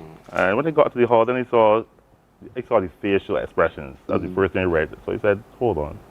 People are smiling. It can't be anything negative. So I started to get the vibe that, you know, something is up, but something good is up. Yes. But you still were able to narrow it down to it being about you. And our folks online, oh, by the way, Rhonda Hines Grimm is saying congratulations to Mr. Hugh Griffith. He's definitely a top-tier teacher. Ignatius Barbados Primary School to the world. He's loved by his students indeed. So thanks, Ron. And so, good news, because people were smiling. But yet, you didn't know what the good news was about. Not fully, but yeah. You know it was good news. You knew it was about you? No, you didn't. Not initially, because I even whispered to a colleague, what happened? He was actually recording it. He was recording it. He was recording it. Working on this? Yes, so somebody had to take his phone. Okay. He was and say, Hugh, bad about you. Yes. And then they made the announcement. Yes, what happened inside of you? Joy. Disbelief. Disbelief, awe. You know, then I remember a lot of things because if I may digress a bit, when they announced that the president's, what is it called, the reception, when they announced that it would be Friday, you know, I remember my mother's birthday. She's passed away. It's actually on that date. So a lot of things came to my mind. I thought of my mother not being here, and it was a little moment for me. So that's why it was a bit taken aback just now when you asked the question. So just want to make them proud. You know, both my parents are passed away. Made your parents very proud indeed. And so you're recognized as a top tier. This is not average, middle, bottom tier. This is top tier. Congratulations to the top tier awardees. Thank you so much for that's all from the Barbados Union of Teachers. Well done. Pat Ben is saying good morning. Congratulations to all of our top tiers. Wonderful teachers. I heard she had a really good time at school. She had a wonderful teacher as well. Pat, thanks. Pat's watching from overseas. And so the recognition now means what for you? Does it put pressure on your back? No, not at all. Not at all. Yeah. But would it inspire you to help another teacher? I mean, because you're not doing it for recognition, you're just doing your job. You're just doing what you love. Correct. But at the same time, you know that there might be someone else in the system who's slacking just a little bit. Does it inspire you to say, come on, we could pull ourselves up, we could do a whole lot better than we can? I wouldn't say the award does that. I think my general nature, and I think most of my colleagues, we do that generally. If we see a person that may need help, we offer assistance. That's how we are. We live as a team. Matter of fact, my colleagues back home, if I say IBPS, they will say team. I do it with the children, I do it with everyone. Yes. It's just a way of life. Just a way of life. And so, Stacey, you know, here it is. You've stumbled upon, I think, a very great initiative. Mornin Barbados has been happy to showcase this with the rest of the world, with you. And the work of the BUT continues. Yes, it does. This, to my mind, feels like it's part of an initiative to change the face of that relationship with the BUT and teachers and the general public. Yes, it is. Because as Hugh said, when schools see the Barbados Union of Teachers, they usually believe industrial action, something is wrong. And we don't want that to be said about the Barbados Union of Teachers. Okay, we are there for our members. It's all about our members. Yes. So we have to make sure that we appreciate them and let them know that we do appreciate them. Oh, do we appreciate you for doing that? Indeed, we thank you so very much for joining us this morning. Congratulations, Hugh. Congratulations, Miss Leacock. Indeed, Anastasia. Yes, this is brilliant. This is truly brilliant. It has been my honor, really, to have been able to be a part of this journey to highlight the excellence of our top tier teachers. I'm hoping that you can share with us more of them.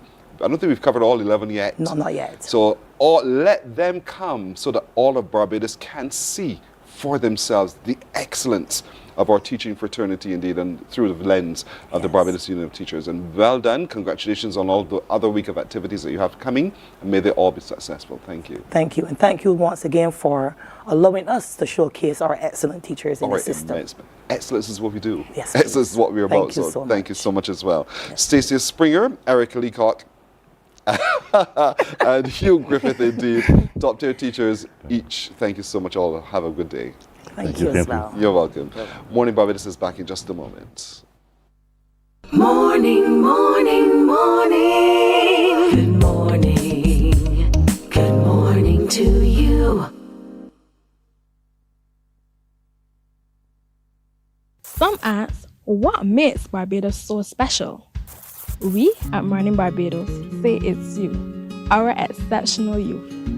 You are talented, resilient, and inspirational. You are the epitome of the Barbadian spirit, testing the boundaries of your creativity. If you are an entrepreneur, artist, baker, designer, author, or have done anything you think should be highlighted, email us at morninbarbados@cbc.bb. Let us show the world our exceptional Bajan youth. From the beautiful shores of the gem of the Caribbean, Barbados, home of the amazing Harrison's Cave, the tantalizing Oystins Bay Garden, our historic garrison, the indigenous road tennis, and the friendliest people in the world. We are 94.7 FM, the ultimate Bajan experience. There is a saying, you can find a Bajan anywhere. Are you a Bajan living abroad? Or do you know of one who has migrated to another country? Well, we at Mornin Barbados would love to have you or them on our Bajan Afar segment. Share your amazing stories, experiences, and how you have adapted to a new culture. Send us an email to morninbarbados@cbc.bb. And together we will travel the world.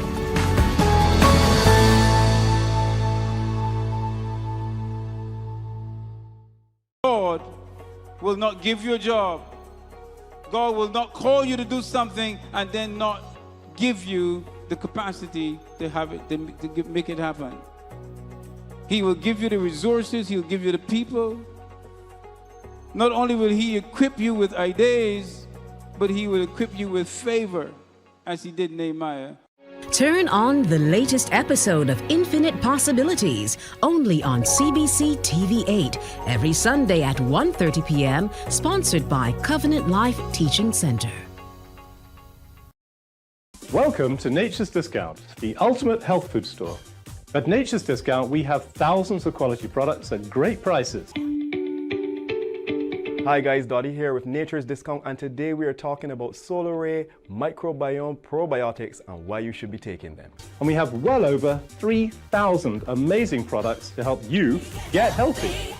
For your health tips, tune in to CBC TV8 every Monday, Tuesday, and Thursday for Nature's Discount, sponsored by Get Healthy Incorporated. 98.1 The One, your number one party station. With an audience from 18 to 40, we keep you engaged, energized, and entertained. Choose 98.1 FM, The One.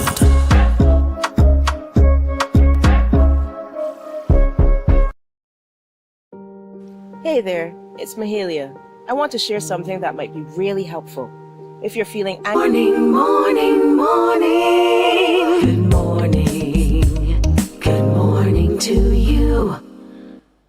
28 minutes now to go to 8 o'clock. Corey Drakes is a medical physicist. I ask the question, what is that about? And so he can have answers for me, no doubt. There's a rhyme there somewhere. And so, Corey Drakes, good morning to you.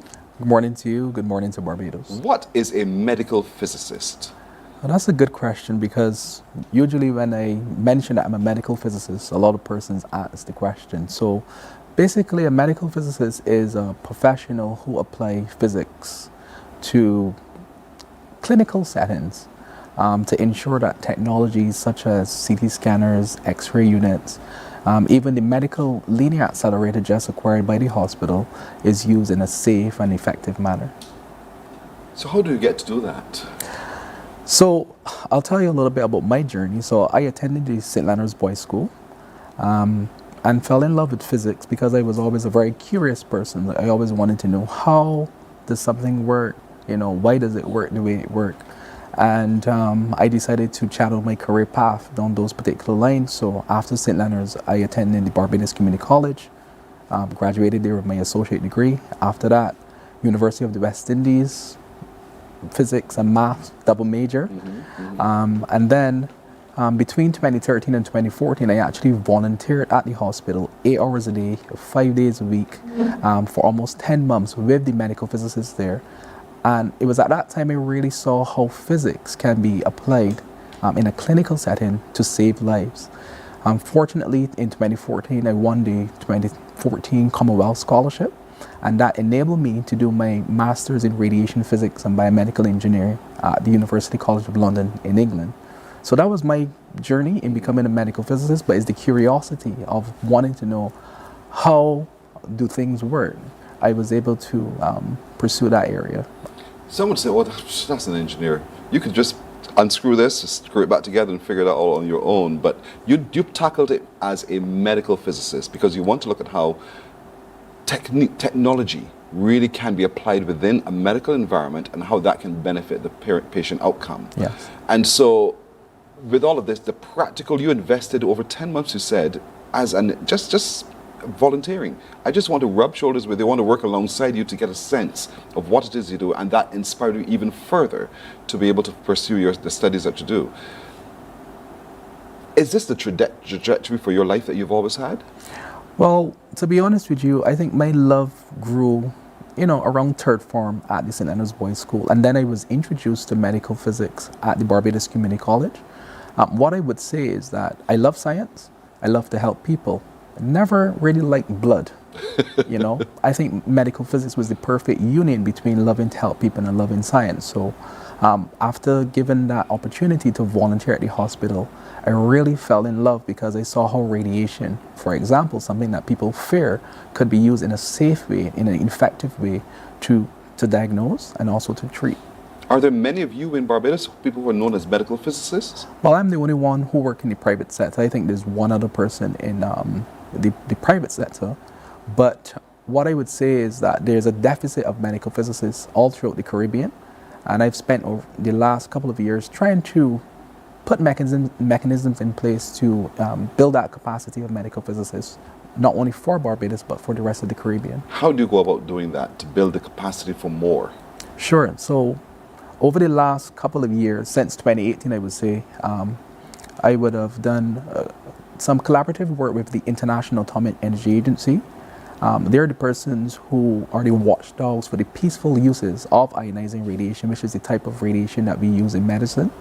And I would have done a SWOT analysis with them for the Caribbean to find out where these gaps exist in terms of radiation medicine. And human resources came up. We looked at medical physicists and we wondered, how can we close these gaps? So now what I can say is that there is a medical physicist master's program affiliated with the University of the West Indies Motor Campus now, and they also have a residency clinical program associated with that. Back in 2014 when I studied, that didn't exist. Mm-hmm. A medical doctor, we know they work with the scalpel. There's some of them who are surgeons who work with scalpel, but they have their stethoscope and like. A medical physicist, how can we identify with a naked eye that that man is a medical physicist? So usually at the hospital, if you see someone walking around with a big briefcase, looking as though he's carrying a lot of money in it, usually that is quality assurance equipment. Mm-hmm. Because medical physicists, we check behind calibrations. The engineers, they say that, this system is good, it can be used for patients, but we have to check behind those calibrations to make sure that that machine is working in a stable way, that the radiation emitted is actually what was programmed and not emitted based on however it felt it working on the day. So we do a lot of behind the scenes work. In radiotherapy, for example, I do all of the treatment planning, which is kind of complex. Mm-hmm. But when we are treating cancer with radiation, we want to ensure that that those cancer cells are the only cells affected by the radiation. So those persons who see people walking around with those big briefcases at the hospital, usually that guy is a medical physicist. And so how do you, just for my own curiosity, you have a treatment plan for a cancer patient. Yeah. The cancer is located, for instance, in the stomach. Yes. And you want to do some radiation, if it's possible at all, Sure. on this. How do you determine that plan to isolate where those cancer cells are so that you don't affect the other good cells? That's a very good question. So usually I work with a collaborative team, radiation oncologist, who is responsible, or who is the strategist who is responsible for prescribing that radiation dose. The medical physicist would then take over from there. We use something called a treatment planning system. And we normally set objectives for that treatment planning system. So this is the prescribed dose that I need to cover that particular target volume. And these are the organs at risk that are in close proximity to that target volume that need to be spared from the radiation. And that treatment plan has something called an optimizer, and it basically solves equations to ensure that we are meeting these objectives of the target volume and also reducing the radiation dose to the normal tissues surrounding that target volume. And it can be pretty complicated to explain, but again, we do have mechanisms in place to ensure that after that treatment plan has been created, that the radiation can actually be delivered by the system. And we do have radiation technologists and stuff who is responsible for working with the patients on the system to get them set up, we put them into a reproducible position so that we can deliver this radiation over a course of treatments. Sometimes that can take up to 30 days. I suspect that none of you in the medical profession wants to get it wrong. And so, do you have those nights where you think, oh boy, tomorrow we have a procedure, I just don't want to get this wrong, and that anxiety that comes as a consequence of every case? That's it. So every single case, I tend to feel this way because I know that radiation is high risk. We can use radiation to destroy cancer cells, but the radiation can also induce cancer as well. So we do have to be spot on, and it takes some effort. But I would say that I work with a wonderful team in the oncology department at the hospital, so that helped reduce my anxiety a lot. So you can have some sleep, you can sleep at night. And so there's a new piece of equipment that's been installed or being to be installed at the Queen Elizabeth Hospital, soon to be operationalized. Talk to me a little bit about that and its benefits to Barbadians. Well, this piece of equipment is definitely going to modernize and revolutionize radiation therapy in Barbados. So this piece of equipment has a lot of features in comparison to the previous piece of equipment, where we can give highly accurate and precise radiation therapy, and therefore the radiation oncologist who is responsible for prescribing that radiation dose can now prescribe definitive doses that can definitely eradicate the cancers. And the system is so special, it has an onboard imaging system where we can view the anatomy on the day to see where the target is, and then make small adjustments to the patient to deliver this precise and highly accurate radiation therapy.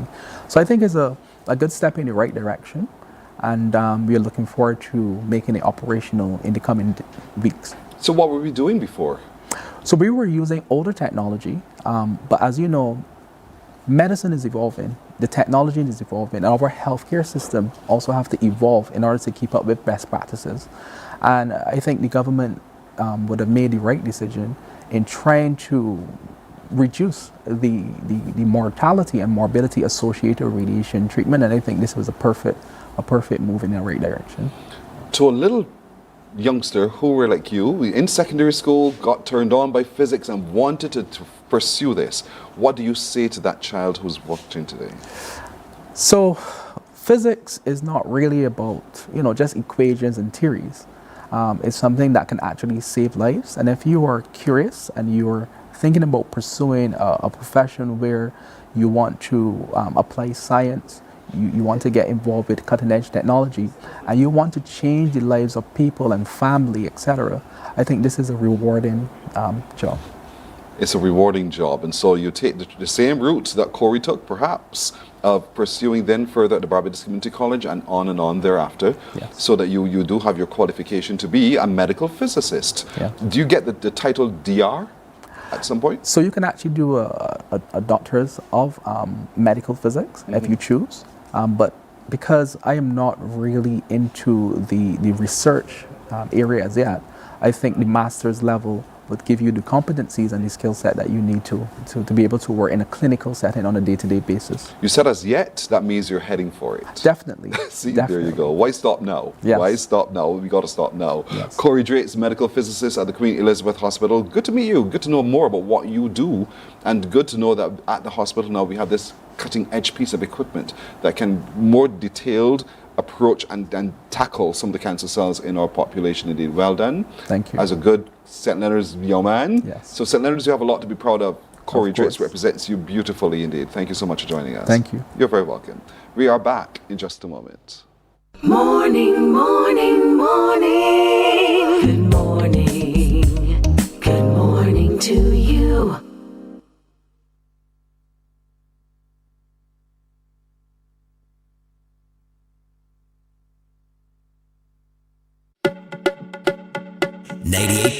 The One, your number one party station. With an audience from 18 to 40, we keep you engaged, energized, and entertained. Choose 98.1 FM, The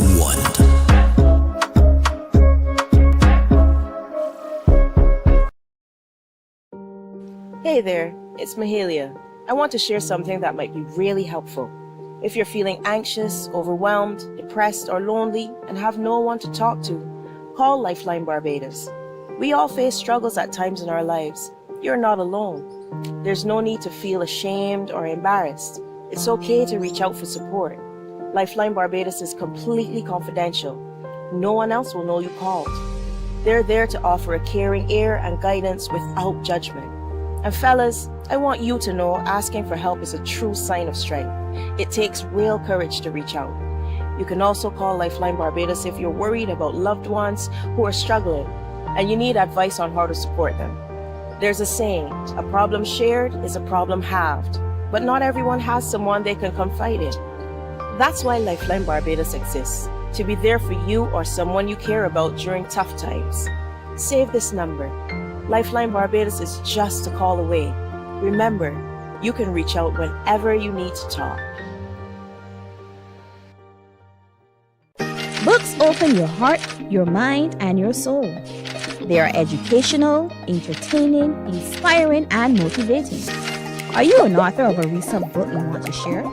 Then Mornin Barbados would love to feature your book in our The Next Chapter segment. Send us an email to morninbarbados@cbc.bb. That's morning without the G. Come and let us turn those pages together. Some ask, what makes Barbados so special? We at Mornin Barbados say it's you, our exceptional youth. You are talented, resilient, and inspirational. You are the epitome of the Barbadian spirit, testing the boundaries of your creativity.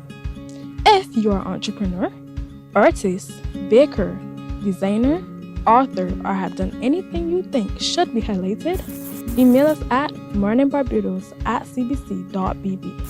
Let us show the world our exceptional Bajan youth. From the beautiful shores of the gem of the Caribbean, Barbados, home of the amazing Harrison's Cave, the tantalizing Oystins Bay Garden, our historic garrison, the indigenous road tennis, and the friendliest people in the world. We are 94.7 FM, the ultimate Bajan experience. There is a saying, you can find a Bajan anywhere. Are you a Bajan living abroad? Or do you know of one who has migrated to another country? Well, we at Mornin Barbados... It's the debate stirring classrooms, kitchens, and country. Join a panel of experts and a live studio audience as we tackle the questions shaping the health of our nation's children. What's on the menu in our schools and who really decides? The school nutrition policy, too much fuss or a health must? An engaging discussion coming to CBC TV 8 on Thursday, Thursday, October 30th, live at 8 p.m. Call in or join the online stream to share your questions and comments in real time. The school nutrition policy is on the table this Thursday on TV8. Presented in association with the Heart and Stroke Foundation of Barbados and the Barbados Childhood Obesity Prevention Coalition. Don't just tune in, weigh in. Morning, morning, morning. Good morning. Good morning to you. 12 minutes now to 8 o'clock. Macmillan Education Caribbean is proud to present an upcoming competition. You ask the question, who is Macmillan Education Caribbean? I do too, but we'll get to know more about that in a moment. And then what is this competition about? Joining me is the woman who taught me how to make clouds, Dr. Claire Jarrett, who is an educator. She's also an author. She's a scientist. She's not crazy. She's just a lovely person. Good morning to you, Dr. Claire. Good morning. Good to see you again. Yes, please. And the man who represents Macmillan Education Caribbean in Barbados and the OECS is Alex Holder. Good morning to you, Alex. Good morning to you as well, Pearson. Welcome to Morning Barbados. Why is Macmillan Education Caribbean supporting this initiative? Well, this was one of the this was an initiative that was conceptualized a couple of years ago when we really sat down and tried to brainstorm how it is that we can engage better with our students in the region, so as to see where their minds are and how it is that we can better develop content or educational material to meet that and to better advance it rather than just coming up with it out of the cloud. So it connects with the students, helps them to think, and it helps us to think about what they're thinking about and what the next steps should be in terms of leading them forward. How important is this, though, really, for you to be able to capture this data? Well, if it is we're looking at the whole concept of education development and advancement within the region, then we have to think about what the children are thinking about. And we have to keep up with them. It's not just about us coming up with text and giving it to them. It's us understanding the generational thinking and how children are thinking, how they're mapping their steps going forward, and how they're connecting with real world activities and real world experiences, and how they can put it together in an educational setting. And then for us to now sit down on the back end with Dr. D, of course, to really produce content and books and whether it's digital or fixed, that meets them, that meets the children. It's not just for us. So competitions like these, as well as our poetry competition, which speaks to the whole concept of literacy and history and stuff like that, that also helps us as well. So we are really working through these platforms to really help us to develop better content, of course, in tandem with the Ministries of Education throughout the region, to make sure that we are meeting the needs as it's evolved. It's not like us or for us anymore. It's really for them. Indeed. Dr. D, he just called you that. I could therefore call you this as well. This competition, is open to young people, to children, and to be able to not just explore what's possible in the world of science alone, but to be able to show you what they can do. Yeah, most definitely. We know that children have a lot, and young people have a lot of different areas that can take their interest. They have, the gaming, they have the AI, they have all sorts of things that they can be involved in. And the whole point is that science can be exciting from a practical point of view. And this Young Environmental Scientist of the Year competition encourages students to find practical ways and practical projects which are related to the Sustainable Development Goals. The one that we are concentrated on is life on land, and we know that with climate change and the situations that we are seeing all over the world, like with the hurricane, and our hearts go out to Jamaica and what has happened there, and our thoughts with them as they proceed on their recovery. How do young people contribute practically to that and look at practical ways in their own community that they can make improvements? We know that we have, things like pollution, biodiversity loss. How can you come up with a little project as a primary or secondary school student where you can do something practical? You can get together with your friends and your teacher and do something in your community, a little cleanup, you can do some plantings, you can do an activity, and you put that all together in a nice little video, because we know the young people like videos and TikTok and IG, and present it to us, and then I am one of the judges, and we'll look at it and we give some lovely prizes and exciting workshops to show that science is here, science is now, and you can participate in a really exciting way. And science is literally a part of everything we do. Definitely. So if you're asking yourself as a young child, what if? Apply your science to that answer, that solution indeed. Yes. So what if we could find a way to move vehicles off the road swiftly, so that we can move through traffic more efficiently? Yes. Yeah. Yes. You might have a solution for that. Yeah, that's And your right. solution could be your solution, or it could be a team solution. Exactly. Where you can, you yes, design a team of 4. A team of 4? Yes. Okay. Yes. So students can get together in their teams. The primary schools from ages 7 to 11 are for the secondary students up to age 18 and generate a project. Last year, we had the Queen's College School in Guyana. They won with a beautiful project related to the environment. And then for the primary schools, it was a school from in St. Vincent, and they made a little plant-based battery out of non-toxic materials, and and they presented it, and it was wonderful to show the innovation and like entrepreneurship and application of science in a real world context in the Caribbean, because we know that in the Caribbean we are the ones that are affected by a lot of things from outside, and the youth, we know that the youth are the people now who have to come up with the answers for the for the future. Indeed. Right? And so we're tackling that goal, life on land. Yes, that's And how right. can we make life on land far more livable? Yeah. You're concerned for the heat, you might have a solution. That's You're right. concerned for the traffic congestion, you might have a solution. That's You're right. just concerned for dumping and why water tastes the way it does, that kind of thing. All of the, I mean, I'm trying to say what I'm thinking, but you have other thoughts. Yeah.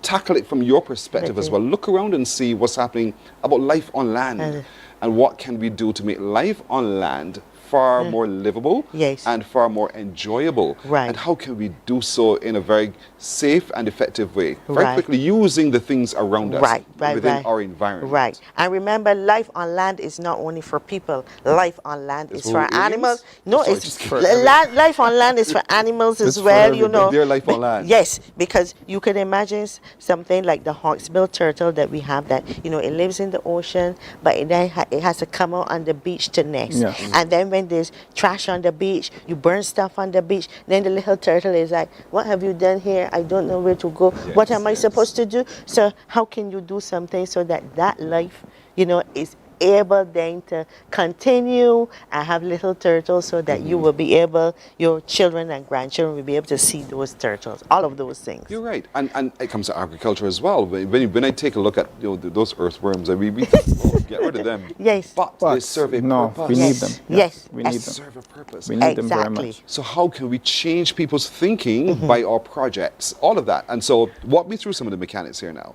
So, okay, I've stumbled upon something that concerns me. I think I have a solution. What now do I do? Right. So you have to develop your project along with your teacher, go out and do your investigation and collect information and make a little video showing how your idea can be put into practice, and you yourself should try it out. So we don't want something that's airy-fairy. We want you to do something really practical, and you put it together in the video. You can also send like a model, or a poster, showing how it would work. And then you submit that all to us, in the video or, in picture form. And then we judge it, and then we get some lovely prizes. Send how? By mail? No, we have everything now is on the internet. That's why I said it like that. Tell me that. Everything, the registration. Okay. No, sorry. As the schools or students register, there's a submission portal for them to upload their videos or any other content that they would have put together through their research process, and then that will then be pooled, and Dr. D and the others will then go through it and then kind of break it down based on the various islands. Right. What are your timelines? right? How soon do you want these entries in by? Right, the entries have to be in by the 28th of November. Yes, the last Friday in the month. We have another month. Right, so all the students in Barbados, you know, every primary school and secondary school, they have the opportunity to enter, and also, you know, the students in the region, they can enter as well. That's one of the things that I would really love, because for the last few years, we've had such an influx coming out of the larger islands. But for this year, it will be great if we can have like a good pool coming out of Barbados, because we know the minds that we have here at home. So it would be great for us to see, you know, that coming out of, you know, both primary and secondary schools, just really throwing their minds forward, considering that, you know, Don't sit on your mind. Don't sit on your mind. Don't sit on your ideas. Exactly. Your Just let it go. Talk to your teacher. Get onto the portals. Get your entries in. And good luck to all. You have until the 28th of November to do so. Test your project. Test your project. We're looking for something really bright and brilliant and innovative and different. Look at the situations around you. Look at life on Earth. For yourself and the animals and all of the creatures and the plants and trees, everything. Come up with an idea and let's do this together, folks. And good luck to everyone who does. Dr. D. Dr. Claire Duran, thank you so much for joining me. Thank you. And Alex Holder of Macmillan Education Caribbean, thank you so much for joining as well. Pleasure to be here. You're welcome. We're back after this message. Morning, morning, morning. Good morning. Good morning to you. There is a saying, you can find a Bajan anywhere. Are you a Bajan living abroad? Or do you know of one who has migrated to another country? Well, we at Mornin Barbados would love to have you or them on our Bajan Affair segment. Share your amazing stories, experiences, and how you have adapted to a new culture. Send us an email to morninbarbados@cbc.vb, and together we will travel the world.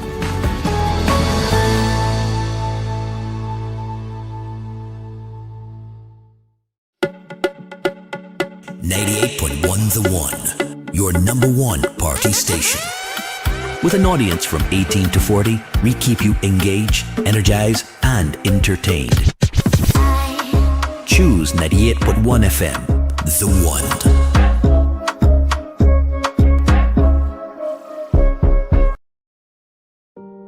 Hey there, it's Mahalia. I want to share something that might be really helpful. If you're feeling anxious, overwhelmed, depressed, or lonely, and have no one to talk to. Morning, morning, morning. Good morning. Good morning to you. And that's it for today. This Q Day, remember Q is happening at Briar Hall in Christchurch. There it is on your screen. Look, look, look. That's where we're going today for a very special Q in the community, the Christchurch edition. Remember, there is a seafood station. If you love seafood, you show up for Q in the community today, and a whole lot more. They tell me that the whole place has been transformed in a very special way. So you really should show up for Q in the community today, the Christchurch edition. My little crew joins me wishing all of you a wonderful today. Be the will of the Lord. We will see you tomorrow. Bye-bye. Wake up, wake up, wake up, wake up. Barbados, get up. Good morning.